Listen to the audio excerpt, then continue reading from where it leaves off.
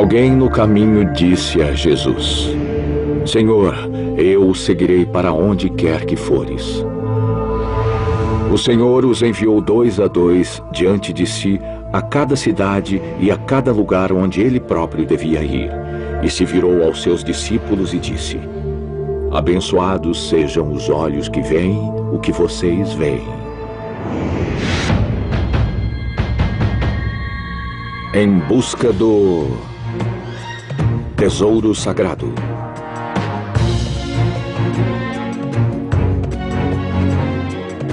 Religião. Ciência.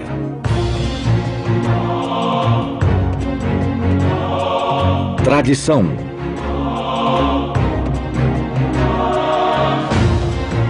Teologia.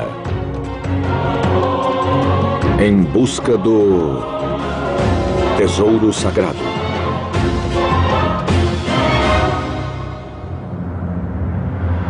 Em busca do tesouro sagrado.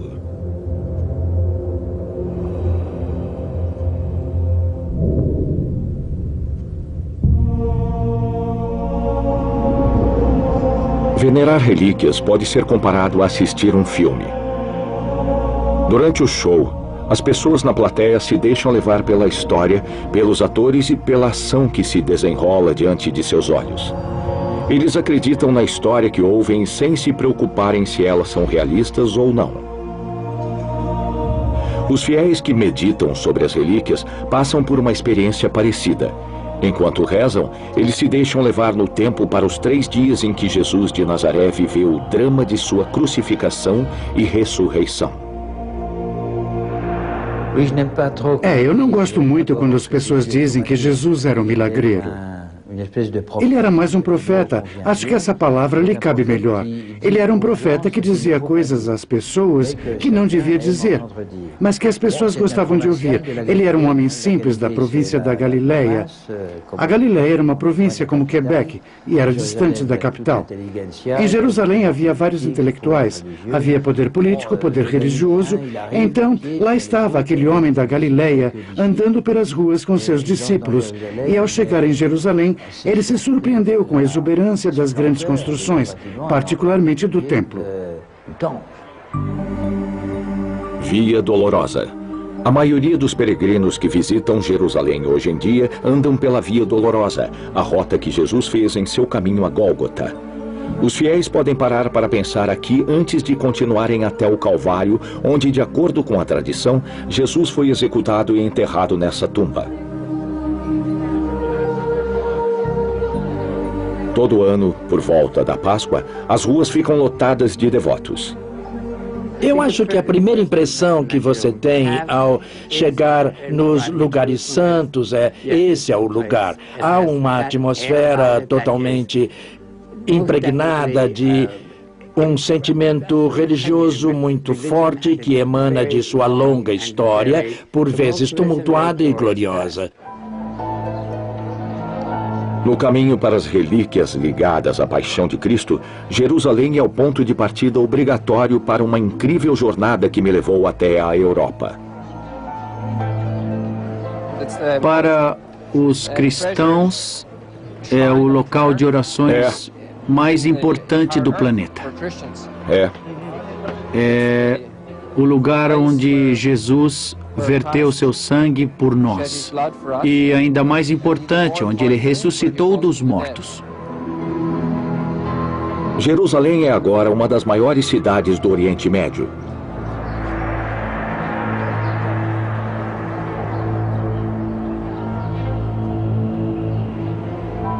A antiga cidade de Jerusalém está murada no coração da Jerusalém moderna.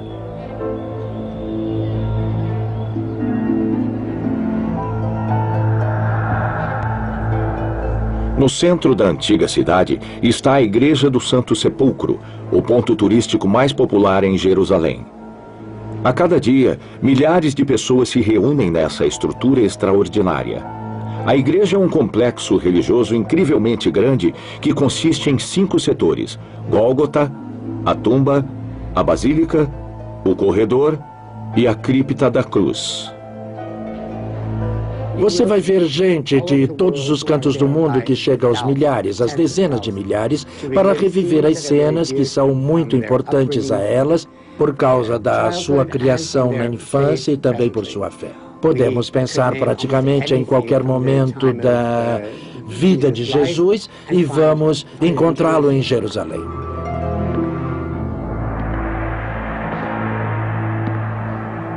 Os primeiros cristãos queriam preservar vários objetos que estiveram em contato com seu Messias. Perseguidos pelos judeus e pelos romanos, eles faziam reuniões secretas. Portanto, era difícil descobrir o que aconteceu a relíquias relacionadas à paixão nas primeiras décadas e até séculos depois da morte de Jesus. Mas, invariavelmente, o caminho para os tesouros sagrados sempre nos leva a Constantinopla. Em busca do tesouro sagrado. Em busca do tesouro sagrado.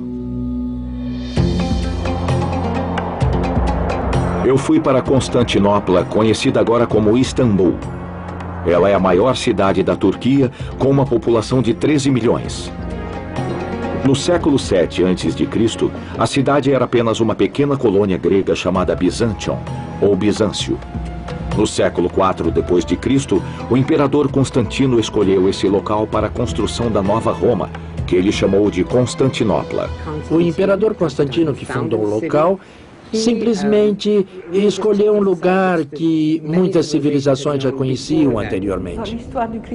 O imperador Constantino teve um papel absolutamente crucial na história da cristandade, porque no início do século IV, a perseguição aos cristãos estava no seu auge. E essa perseguição era disseminada. De repente, poucos anos depois de 312, todas as políticas do imperador mudaram.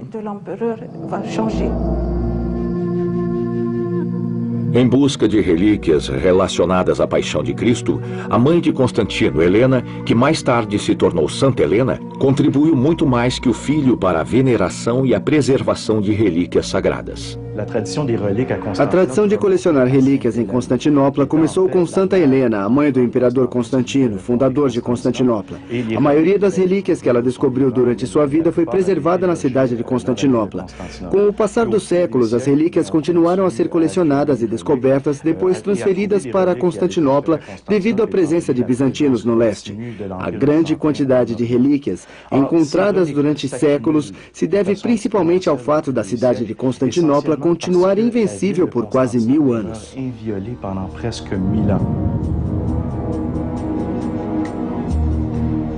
Constantinopla continuou forte e vivendo uma prosperidade inigualável. Mas 1000 anos depois da crucificação de Cristo, as coisas se agitavam no cristianismo, que era agora a fé predominante no mundo ocidental. Forças cristãs se envolveram em um grande movimento de conquista e proteção da terra sagrada de Jerusalém.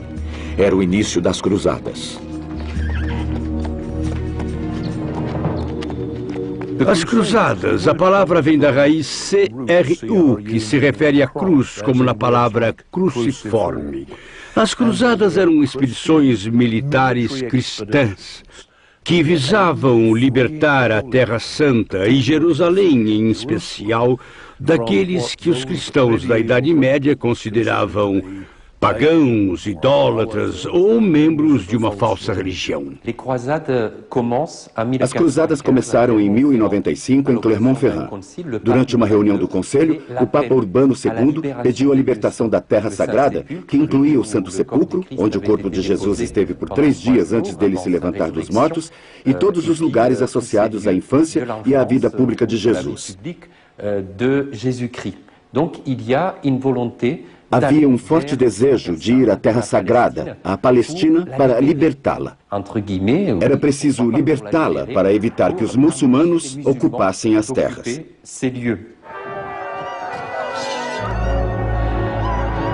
Através das cruzadas, a Igreja Católica afirmava seu poder mundial e sua influência sobre vários reinos europeus. Com o triunfo da Primeira Cruzada, a Igreja ficou muito rica. Ela agora podia intervir em questões de Estado na maior parte das áreas sob sua influência.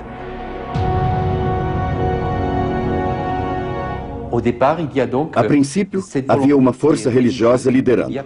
Pode ter havido também um pouco do aspecto apocalíptico, querendo precipitar a segunda vinda de Jesus à Terra. Jesus foi aos céus, no Monte das Oliveiras, e um dia ele deve voltar à Terra para restaurar a paz no milênio de paz e prosperidade prometido. Eles tinham a sensação de que estavam no fim dos tempos. Eles tinham uma pressa em lutar, em destruir os muçulmanos que tinham obtido tanto sucesso comparados aos cristãos. As cruzadas também eram impulsionadas por fatores demográficos. A população masculina crescia, principalmente nas famílias aristocráticas, cujos membros homens eram guerreiros cavaleiros. Isso era típico do mundo ocidental por volta do ano 1000, um período de crescimento na agricultura e na economia. Cada vez mais pessoas sobreviviam à vida adulta por causa da abundância de homens nas famílias aristocráticas. Havia um aspecto de colonização nas cruzadas, um desejo de descobrir novas terras e novos ideais. A cavalaria era uma ideia popular entre esses homens que queriam lutar. Mas a igreja deu instruções específicas a eles. Vocês não devem lutar contra cristãos, não devem se erguer contra seu vizinho ou seus concidadãos. A batalha contra o Islã se tornou um escape para essa agressividade contida. O lugar onde jovens podiam aprender a ser fortes guerreiros, onde cavaleiros e nobres podiam satisfazer a sua ânsia de lutar. Assim, era bem mais fácil se justificar perante os olhos da igreja.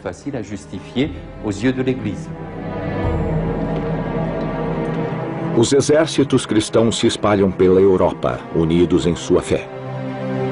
Uma nova ordem religiosa surpreendente nasceu: os monges militares conhecidos como templários.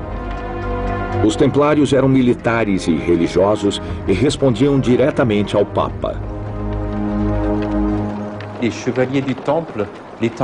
A Ordem dos Cavaleiros Templários, ou os Templários, como eram conhecidos, eram monges militares. Isso era uma contradição em si, já que a Igreja sempre instruiu seus monges a se dedicarem completamente a Jesus, a se afastarem do sangue, da luta, das armas. Havia um forte banimento através da lei da Igreja, da lei canônica. Então, como pode imaginar, essa nova ordem veio como uma afronta à mentalidade geral dos tempos. Foi preciso o prestígio de um grande padre do século XII, com grande influência sobre os papas e os reis, São Bernardo de Clairvaux, para convencer a Igreja de que era possível ter monges militares, cavaleiros templários. Por que templários? Porque eles estavam baseados perto do local do antigo templo de Jerusalém. Seu nome foi inspirado no local. Mas havia a presença de um exército real, homens cuja profissão era ser soldado, o que era um novo conceito do século XII. E os templários foram a força que ajudou cristãos latinos a manterem sua posição por mais de um século, na verdade quase 2 séculos, até a queda de Joana d'Arc na Palestina.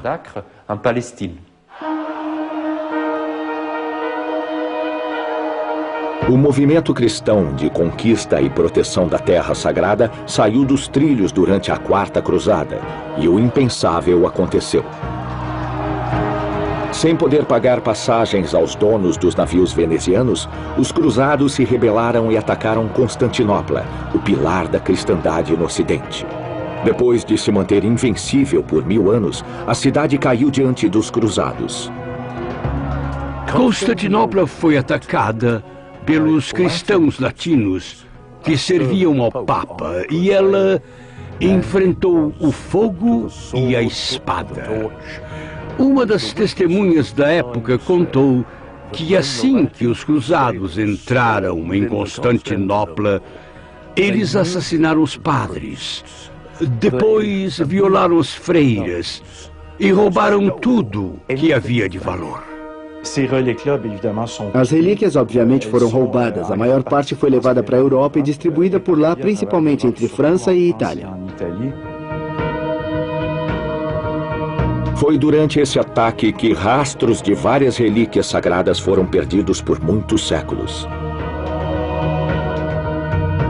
O desaparecimento de objetos de adoração parecia coincidir com o surgimento de histórias populares que faziam alusão a personagens românticos e algumas relíquias associadas a Jesus.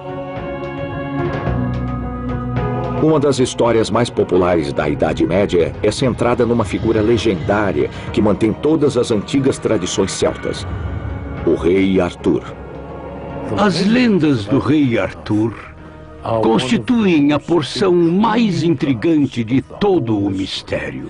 As primeiras crônicas de Geoffrey de Monmouth, um dos principais cronistas da história do rei Arthur, coincidem com a criação da Ordem dos Templários. Certas escolas de pensamento que reuniram especialistas nos Templários e no folclore criaram uma teoria que simplesmente diz que a história dos Templários e de suas verdadeiras explorações foram codificadas através das lendas de Arthur, de Guinevere, de Lancelot e de Galahad. Então, se você tiver a chave de interpretação dessas histórias e lendas, ela vai apontar o caminho para os segredos dos Templários. Muitos cristãos acreditavam que o segredo estava relacionado aos poderes de uma das relíquias medievais mais incríveis, o Santo Graal, a taça usada por Jesus na última ceia.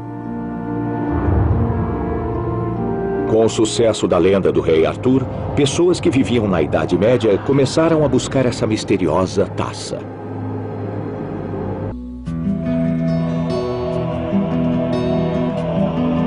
A cidade de Roma foi o coração da cristandade.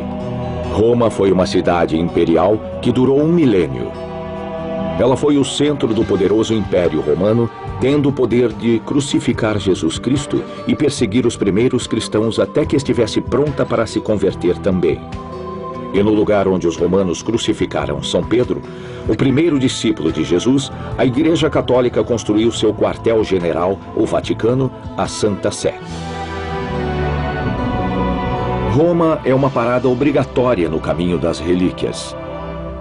Mas bases físicas da fé cristã não são os únicos vestígios que tornam Roma um lugar a ser visto. Roma foi erguida séculos antes de se tornar o centro do catolicismo ou da cristandade. Os romanos eram grandes organizadores e ótimos construtores. Eu acho que o visitante que vai a Roma pela primeira vez fica incrivelmente impressionado com as estruturas, principalmente porque elas continuam de pé depois de milhares de anos de existência. Mesmo a cidade parecendo caótica, encontramos largas avenidas e ruas bem feitas que foram pavimentadas antes do nascimento de Jesus e que, já que não servem para o tráfego, são utilizadas para pedestres. O sistema de aquedutos, o arco, que permitiu a construção de estruturas gigantescas. Assim que o Império Romano adotou a religião cristã como religião oficial, muitos templos que eram utilizados para o culto do que chamamos de deuses e deusas pagãos foram transformados em igrejas. Praticamente em todos os locais de Roma há igrejas antigas, como a de San Giovanni Laterano e Santa Maria Maggiore, que têm fundações que remontam à época de César Augusto ou que são ainda mais antigas. A Basílica da Cruz Sagrada de Jerusalém, em Roma, é uma das 7 igrejas de peregrinação de Roma. Dizem que a igreja foi construída no lugar do antigo palácio de Santa Helena. Estamos na Basílica de Santa Croce, da Santa Cruz, construída em 325 no reinado de Constantino, em homenagem à sua mãe Helena. Essa basílica foi construída na mesma época da Igreja do Santo Sepulcro em Jerusalém. Foi nessa igreja que eles preservaram o Titulus Crucis e o fragmento da cruz trazido pela mãe do imperador. O padre Simone Fioraso, padre da paróquia da Basílica da Santa Cruz, me contou a história de sua viagem. Pelo que sabemos, ela encontrou várias cruzes diferentes e com uma delas, uma pessoa à beira da morte foi curada. Essa cruz ficou conhecida como a verdadeira. Ela foi quebrada em 3 partes e entregue a Helena.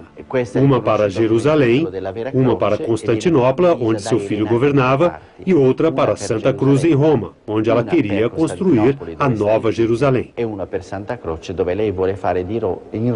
Naturalmente, quando Helena trouxe as relíquias para Santa Cruz, ela imediatamente construiu um lugar para que o público as adorasse, incluindo a Capela das Relíquias, as fontes batismais e as catacumbas. Com a chegada das relíquias, a igreja se tornou mais aberta ao público. Helena tinha que reservar uma parte de seu palácio para receber as multidões de seguidores que chegaram a Roma a caminho da conversão. A cidade tem, para os visitantes religiosos, o centro mais importante, que é o Vaticano. É um Estado independente que adquiriu sua autonomia no governo de Mussolini em 1929, através do Tratado Laterano. É um território de uns 100 hectares, com seu próprio sistema ferroviário, serviço postal e muitas relíquias. Enquanto caminho entre a multidão de fiéis católicos reunidos na Piazza de San Pietro, em Roma, no coração da cidade do Vaticano, penso em quantos outros segredos, quantos documentos ocultos, quantos pergaminhos escondidos são mantidos entre essas paredes. O porão do Vaticano deve ser cheio de respostas a mistérios que cercam a história da igreja mais poderosa do mundo. Quando saio de Roma, o caminho para relíquias sagradas me leva a outra parada obrigatória de peregrinação localizada numa cidade do norte da Itália, Turim, onde você encontra o elemento mais fascinante e fundamental da fé cristã. Visitantes que chegam ao norte da Itália se veem numa região muito luxuosa e elegante que um dia foi um reino muito importante. É uma cidade muito especial, muito bonita e que foi um dia muito importante. O reino chamado de Savoia era situado ao norte, leste e oeste da Itália e ao sudeste da França. Ele incluía também, na época da reunificação, a Sardenha. Turim era sua capital. E a família Savoia era muito poderosa e, como dizem, tinha um espírito muito artístico. Ela legou a Turim um centro magnífico da cidade e muitas igrejas impressionantes. Legou também museus maravilhosos com uma coleção impressionante de arte e, claro, o célebre sudário de Turim, que apresenta uma impressão do rosto de Jesus na época da crucificação.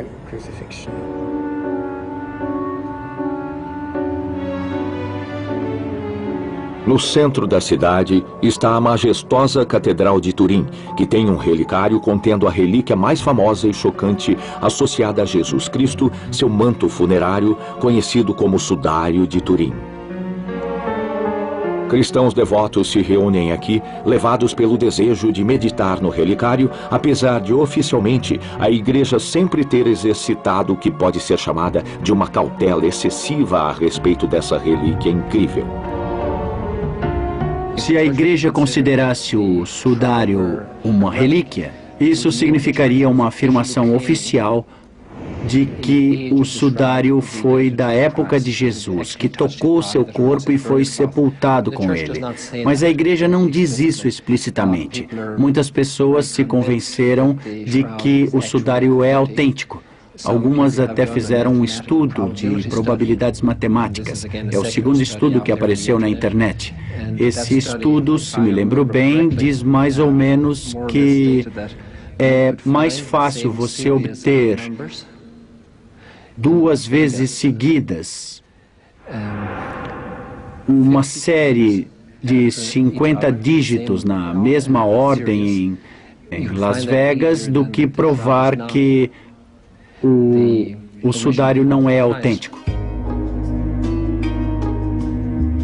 Há tantos defensores ferrenhos da autenticidade do sudário de Turim quanto detratores. Até hoje, estudos científicos feitos na relíquia não ajudaram a encerrar o debate e dar uma conclusão definitiva. No caminho das relíquias sagradas, Turim continua uma experiência forte para todos os visitantes. Outro sudário atribuído a Jesus nos leva a uma jornada para o oeste, no norte da Espanha. Itália, Turim, Espanha, Oviedo. A cidade de Oviedo fica no norte da Espanha, no Principado de Astúrias. Fundada no século VIII, num monte que se chamava Ovetum, a cidade principal agora tem uma população por volta de 220 mil pessoas. Oviedo é a capital de uma região muito antiga ao norte da Espanha que se chama Astúrias. Ela foi fundada pelos visigodos, apesar de romanos, fenícios e cartagineses a conhecerem bem. Apesar de não ser diretamente no caminho, ela é há muito tempo uma das rotas mais frequentadas da peregrinação medieval até Santiago de Compostela. Dominando a grande praça no centro da cidade está a Catedral de São Salvador.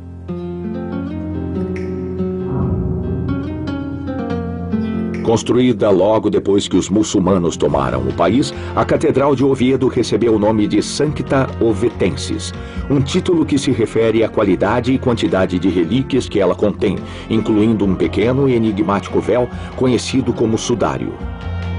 A catedral passou por muitas mudanças desde que foi construída em 757. O prédio que os turistas admiram hoje tem um toque gótico. Devido à falta de fundos durante sua construção, a catedral tem apenas uma torre. No entanto, essa única torre é a mais importante da Europa. Como milhares de turistas que visitaram a catedral antes de mim, quando entrei, me surpreendi com a arquitetura e decoração incríveis e me senti atraído pela exposição de tantas relíquias cuidadosamente preservadas em caixas cheias de história.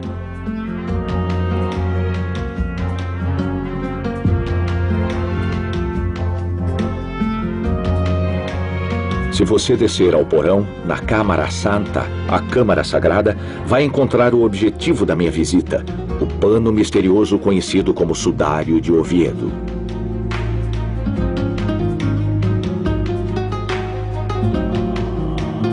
O Sudário de Oviedo é manchado de sangue e estudos mostram que ele tem o mesmo tipo sanguíneo encontrado no Sudário de Turim. Deixando Oviedo, o caminho de Santiago de Compostela nos leva a uma misteriosa cidade ao sul da França, Rennes-le-Château. A lenda do Santo Graal continua nessa pequena comunidade graças a uma curiosa reunião de circunstâncias. Rennes-le-Château é uma cidade vizinha à rota de peregrinação de Santiago de Compostela. Muito frequentada na Idade Média, é uma pequena cidade cujas origens remontam muito longe no passado. No decorrer do último século, ela foi elevada a um nível de celebridade graças a um padre que encontrou e desencavou relíquias religiosas que foram, com o passar dos anos, associadas ao Santo Graal. Para ser o mais breve possível, havia um mistério em torno do livro de Gérard de Sade, que conta a história de 4 padres, Boudet, Bigot, Gély e Bérenger-Saunière. Desde o início era uma questão religiosa. Quanto mais distante vamos, mais nos aprofundamos no mistério, e você logo percebe que os padres eram pagos por causa de algo que sabiam ou para manter um segredo. Não sabemos. Aos poucos, a história em torno de Bérenger-Saunière, que foi o último padre, o mais conhecido, o mais escandaloso, começou a surgir. Logo haveria boatos escondidos, sociedades secretas, maçons e neotemplários. E logo depois disso, houve um boato sobre um tesouro que pertenceria ao priorado de Sião, que poderia ser parte de um mistério ainda mais antigo. A origem dele deveria ser mantida em segredo a qualquer preço.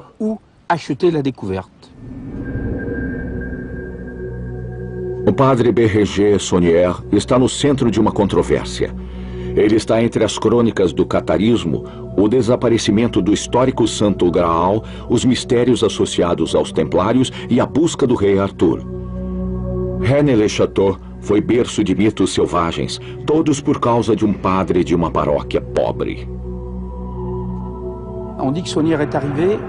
A história conta que Saunière era pobre quando chegou. Ele sequer tinha um bom par de sapatos, de tão pobre. Ele chegou em uma igreja que estava caindo aos pedaços e viveu em um presbitério que era um buraco. Estima-se que depois de um ano de ter recebido um prêmio em dinheiro da Condessa de Chambord, ele começou a restaurar a igreja. Supõe-se que um dia ele começou o trabalho e descobriu uma coisa, seja o que for, que o tornou incrivelmente rico. Saunier recebeu dinheiro ou pelo que tinha descoberto ou para ficar quieto sobre o que tinha descoberto. Mas depois disso, é certo que quando ele estava limpando ou reformando a igreja, fez algum tipo de descoberta, pequenos segredos como há em todas as igrejas muito antigas da França e de Navarra. A história inexplicável atraiu aventureiros, caçadores de tesouros e romancistas. Uma nova teoria se espalhou relacionada ao mito do Santo Graal. O Graal supostamente seria a linhagem real de Jesus Cristo e Maria Madalena, como contado no famoso Código da Vinci, escrito por Dan Brown.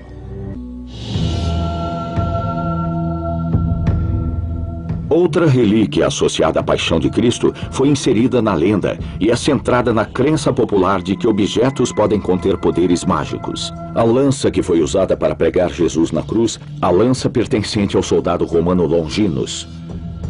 Antes que o medo crescesse devido à Revolução Francesa em estados próximos, a lança de Longinus foi mantida em Nuremberg. Para evitar riscos, ela foi transferida para Viena, onde ficou por vários séculos até Hitler trazê-la de volta a Nuremberg como símbolo de poder do Império Alemão. A história dessa lança sempre fascinou conquistadores desde seu primeiro dono conhecido, Charlemagne. Nuremberg é uma cidade importante, uma cidade da Alemanha situada na Baviera, que é a maior província da Alemanha, com seu dialeto local, muito pronunciado, sua própria língua, amplamente católica e de um espírito bem diferente de outras províncias alemãs sob vários aspectos, bastante parecida com a Áustria. Ela sempre foi católica, muito devota e bastante ligada às relíquias, como a lança de Nuremberg, aquela que teria transpassado o corpo de Jesus sobre a cruz. Charlemagne usou a lança em todas as suas batalhas. Suas inúmeras vitórias deram origem ao mito de que a lança de Longinus tornava seu dono invencível. Foi através desse conquistador poderoso que a lança foi passada para os primeiros comandantes do Império Germânico. Ao longo da Idade Média, houve uma identidade política que era uma herança de Charlemagne ou Carlos Magno e que se chamava Império Romano. Charlemagne era um imperador. Ele reviveu a ideia política que sempre esteve presente na dominação territorial do mundo ocidental. Ele foi mais para o norte que no passado, já que o Mediterrâneo agora estava nas mãos dos muçulmanos. Mas Charlemagne foi o rei que teve maior poder territorial que qualquer outro antes dele durante séculos, e introduziu um programa cultural extremamente ambicioso. Por um lado, ele queria reformar a igreja, começando com padres e monges. Ele também queria aumentar o nível intelectual do Ocidente e criar funcionários públicos capazes de governar efetivamente com os elementos culturais disponíveis na época.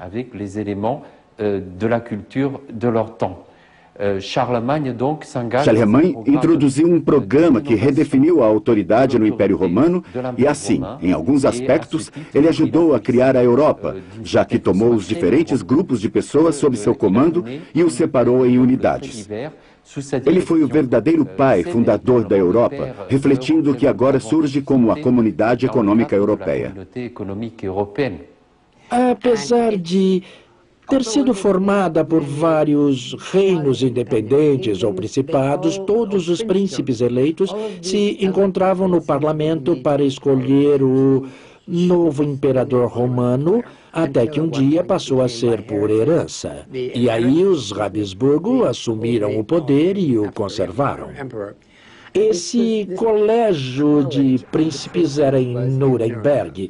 Então, há uma herança histórica muito rica em Nuremberg de nobreza e do poderio militar e da arquitetura sagrada concentrados nessa cidade.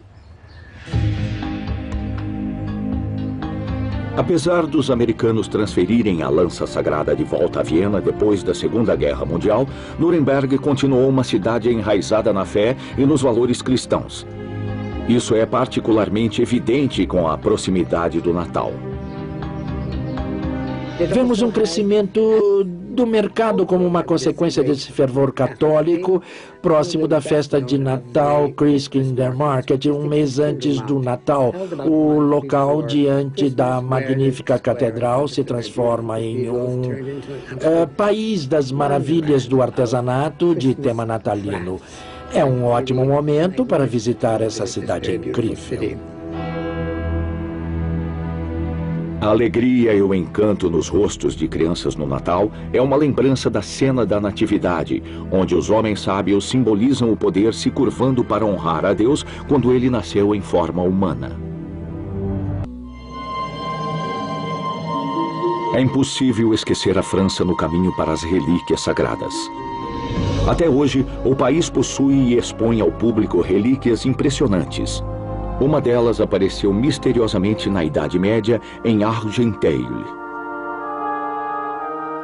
Em Argenteuil, um subúrbio de Paris, há uma peça bastante célebre, a túnica de Jesus.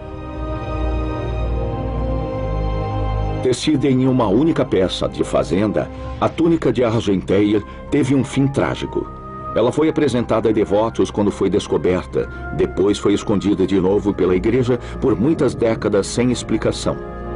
Apesar das exposições públicas serem bastante populares na Idade Média e durante o período da Renascença, a Revolução Francesa mudou sua história para sempre. Essa túnica ficou intacta em Argenteuil até a Revolução Francesa. Nesse momento surgiu um rumor de que ela seria uma obra da Virgem Maria, sem costuras, tecida em uma única peça. Durante a Revolução, um padre, temendo que ela fosse perdida, a cortou em pedaços e a enterrou. O padre de Argenteuil, na época da Revolução, no Reino de Terror, resolveu cortar essa túnica, cortá-la em pedaços, dar alguns deles a amigos e esconder o resto em propriedade da igreja. Depois disso, a túnica teve que ser reconstruída.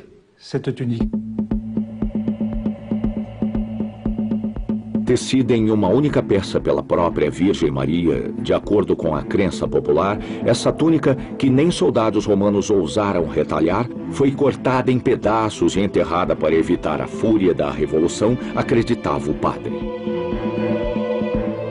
Mas depois da Revolução, nem todos os pedaços puderam ser encontrados. Agora, todos os restos das várias partes de tecido danificado, reunidos casualmente, são o que restou da roupa de Jesus.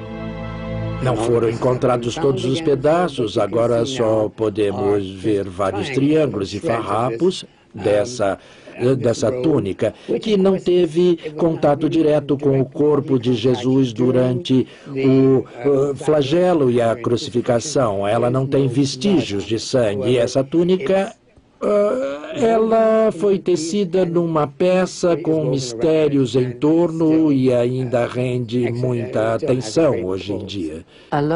Uma das relíquias que foi preservada na França há muito tempo foi o sudário de Turim, que foi entregue em segurança à Casa de Savoia. Primeiro ele foi mantido em Chambéry, depois o levaram para Turim. Outras relíquias da França eram a túnica sagrada de Argenteuil, talvez o manto de Cahors e também algumas relíquias em Sainte-Chapelle. Saindo de Argenteuil, o caminho para as relíquias sagradas nos leva a Paris, onde outra figura muito poderosa foi associada à preservação das relíquias sagradas. Luís IX, conhecido como São Luís. Devemos agradecer ao rei Luís, São Luís, o rei da França, por ter guiado a cruzada e também por ter sido responsável por ter levado as relíquias de Constantinopla e também de muitos outros lugares para Paris, que se tornou a capital das relíquias religiosas por um tempo. São Luís, o Luís IX, rei da Casa de Capet, foi um dos maiores reis do período medieval na França, em minha opinião. Eu diria que ele tinha um senso de devoção religiosa muito profundo. São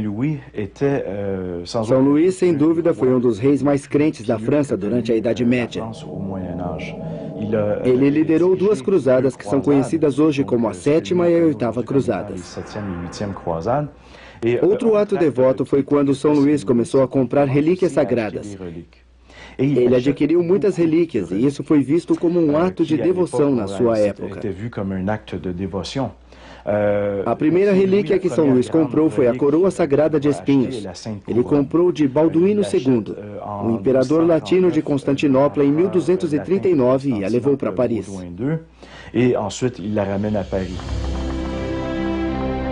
Exibida durante séculos na Sainte-Chapelle, construída sob ordens de São Luís, a coroa sagrada de espinhos agora é oferecida para veneração em Notre-Dame, de Paris.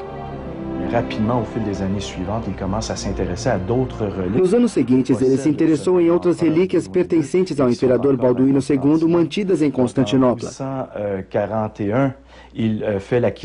Em 1241, ele adquiriu 8 relíquias a mais, incluindo um fragmento da cruz verdadeira, o sangue sagrado e a pedra do Santo Sepulcro, que foi atribuída à tumba vazia de Jesus em Jerusalém.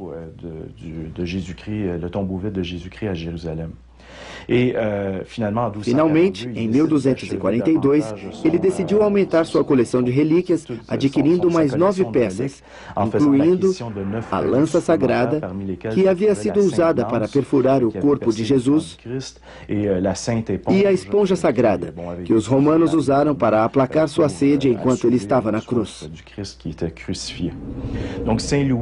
São Luís adquiriu todas essas relíquias.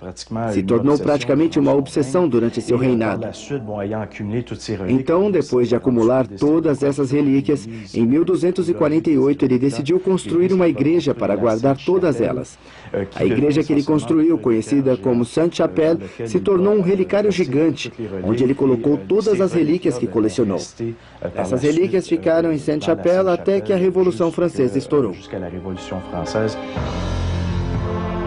Durante a Revolução Francesa, os revolucionários precisavam de ouro para financiar seu movimento.